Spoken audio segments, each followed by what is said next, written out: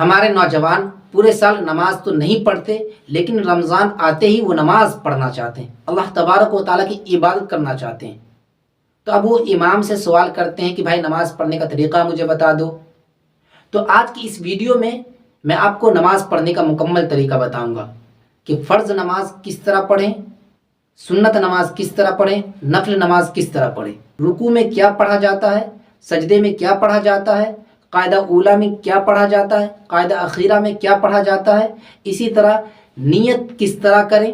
سب سے پہلے میں آپ کو بتاتا چلوں، اگر آپ تنہا نماز پڑھ رہے ہیں، ظہر کی ہو یا عصر کی، تو آپ اس طرح نیت کریے کہ میں 4 رکعت ظہر کی فرض نماز پڑھ رہا ہوں، کانوں کی لو تک ہاتھ اٹھائیے اور اللہ اکبر کہتے ہوئے ناف کے نیچے ہاتھ باندھ لیجئے۔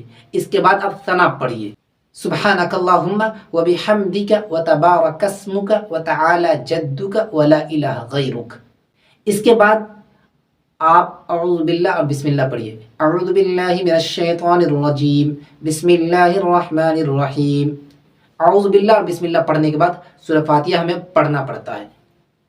الحمدللہ رب العالمین الرحمن الرحیم مالک یوم الدین ایاک نعبد و ایاک نستعین اہدنا الصراط المستقیم صراط الذین انعمت علیہم غیر المغضوب علیہم ولا الضالین۔ سورہ فاتحہ پڑھنے کے بعد قرآن کریم کی جو آیت یا جو سورت آپ کو یاد ہو وہ پڑھیے۔ مثال کے طور پر ہم سورہ فلق پڑھ لیتے ہیں، بسم اللہ الرحمن الرحیم قل اعوذ برب الفلق من شر ما خلق ومن شر غاسق اذا وقب ومن شر النفاثات في العقد ومن شر حاسد اذا حسد۔ سورت مکمل ہونے کے بعد آپ کو رکوع میں جانا ہے اللہ اکبر کہتے ہوئے۔ رکوع میں جانے کے بعد رکوع کی تسبیح پڑھیے، 3 مرتبہ پڑھیے یا 5 مرتبہ یا 7 مرتبہ۔ سبحان ربی العظیم، یہ رکوع کی تسبیح ہے۔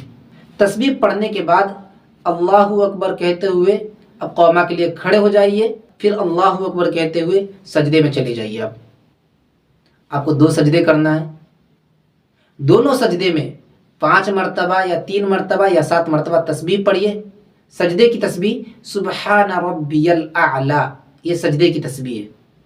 دوسرے سجدے میں تسبیح مکمل ہونے کے بعد آپ پھر اللہ اکبر کہتے ہوئے دوسری رکعت کے لیے کھڑے ہو جائیے۔ اب دوسری رکعت میں آپ کو ثنا پڑھنے کی ضرورت نہیں ہے، نیت باندھنے کی ضرورت نہیں ہے۔ دوسری رکعت میں ڈائریکٹ آپ کو بسم اللہ پڑھ کر سورہ فاتحہ شروع کر دینا ہے۔ سورہ فاتحہ پڑھنے کے بعد پھر یہاں پر آپ کو کوئی سورت پڑھنی ہے۔ مثال کے طور پر میں آپ کو سورہ ناس سنا دیتا ہوں تاکہ آپ کو یاد بھی ہو جائے یہ 2 سورت۔ بسم اللہ الرحمن الرحیم قل اعوذ برب الناس ملک الناس الہ الناس من شر الوسواس الخناس الذي يوسوس في صدور الناس من الجنة والناس۔ سورت مکمل ہونے کے بعد پھر وہی طریقہ ہم اپنائیں گے جو پہلی رکعت میں اپنائے تھے کہ رکوع میں جائیں گے، رکوع کی تسبیح پڑھیں گے، پھر اللہ اکبر کہتے ہوئے قوما کے لیے کھڑے ہوں گے، پھر اللہ اکبر کہتے ہوئے سجدے میں جائیں گے، پھر دونوں سجدے میں تسبیح پڑھیں گے۔ پہلی رکعت میں دوسرے سجدے کے بعد ہم دوسری رکعت کے لیے کھڑے ہو گئے تھے، لیکن دوسری رکعت میں دوسرے سجدے کے بعد کھڑا نہیں ہونا ہے ہمیں تیسری رکعت کے لیے، بلکہ قاعدہ اولیٰ کے لیے ہمیں بیٹھنا ہے۔ اب قاعدہ اولیٰ میں ہمیں کیا پڑھنا ہے؟ تشہد پڑھنی ہے، التحیات للہ والصلوات والطیبات السلام علیک ایہا النبی ورحمۃ اللہ وبرکاتہ، السلام علینا وعلی عباد اللہ الصالحین، اشہد ان لا الہ الا اللہ واشہد ان محمدا عبدہ ورسولہ۔ اشہد اللہ پہ انگلی اٹھائیے گا، الا اللہ پہ گرا دینی ہے۔ اب تشہد مکمل ہونے کے بعد اب تیسری رکعت کے لیے کھڑے ہو جائیے۔ تیسری رکعت میں صرف سورہ فاتحہ پڑھنا ہے، پھر وہی طریقہ اپنائیے آپ جو پہلی رکعت میں سورت پڑھنے کے بعد ہم رکوع کیے تھے، پھر قوما کے لیے کھڑے ہوئے تھے، پھر سجدے میں گئے تھے۔ تیسری رکعت میں بھی آپ کو ایسا ہی کرنا ہے۔ تیسری رکعت میں بھی دوسرے سجدے کے بعد آپ کو چوتھی رکعت کے لیے اللہ اکبر کہتے ہوئے کھڑے ہو جانا ہے۔ پھر چوتھی رکعت میں بھی صرف سورہ فاتحہ پڑھنی ہے، سورت نہیں پڑھنی ہے۔ اخیر کی 2 رکعت میں، فرض نماز کی اخیر کی 2 رکعت میں سورہ فاتحہ پڑھنی ہے۔ پہلی 2 رکعت میں آپ کو سورہ فاتحہ کے ساتھ سورت پڑھنا ضروری ہوتا ہے، لیکن تیسری رکعت میں اسی طرح چوتھی رکعت میں سورہ فاتحہ صرف پڑھنا ہے، سورت پڑھنا ضروری نہیں ہے۔ یہ بات میں نے اس لیے کہی کیونکہ مغرب کی نماز میں صرف 3 ہی رکعت ہے، تو پہلی 2 رکعت میں آپ کو سورہ فاتحہ کے ساتھ سورت پڑھنا ضروری ہے۔ اب تیسری رکعت میں صرف سورہ فاتحہ پڑھ کر رکوع میں چلے جائیے گا۔ اب چوتھی رکعت میں دوسرے سجدے کرنے کے بعد آپ کو قاعدہ اخیرہ کے لیے بیٹھنا ہے۔ 2 رکعت والی نماز جیسے فجر کی، اس میں صرف قاعدہ اخیرہ ہی ہوتا ہے، قاعدہ اولا نہیں ہوتا، لیکن 3 رکعت والی اسی طرح 4 رکعت والی نماز میں قاعدہ اولا ہوتا ہے، 2 رکعت پر بیٹھنے کو کہتے ہیں، اور قاعدہ اخیرہ 2 رکعت کے علاوہ جب ہم بیٹھتے ہیں تیسری رکعت پہ یا چوتھی رکعت پہ تو اسے قاعدہ اخیرہ کہا جاتا ہے۔ قاعدہ اخیرہ میں آپ کو تشہد پڑھنی ہے، جو میں نے آپ کو پڑھ کر سنایا، پھر سنا دیتا ہوں۔ التحیات للہ والصلوات والطیبات السلام علیک ایہا النبی ورحمۃ اللہ وبرکاتہ السلام علینا وعلی عباد اللہ الصالحین اشہد ان لا الہ الا اللہ واشہد ان محمدا عبدہ ورسولہ۔ قاعدہ اولا میں یعنی دوسری رکعت پہ جب ہم بیٹھے تھے تو تشہد پڑھنے کے بعد تیسری رکعت کے لیے کھڑے ہو گئے تھے، لیکن چوتھی رکعت میں آپ کو تشہد پڑھنے کے بعد درود شریف پڑھنی ہے، درود ابراہیم۔ اللہم صلی علی محمد وعلی آل محمد کما صلیت علی ابراہیم وعلی آل ابراہیم انک حمید مجید۔ اللہم بارک علی محمد وعلی آل محمد کما بارکت علی ابراہیم وعلی آل ابراہیم انک حمید مجید۔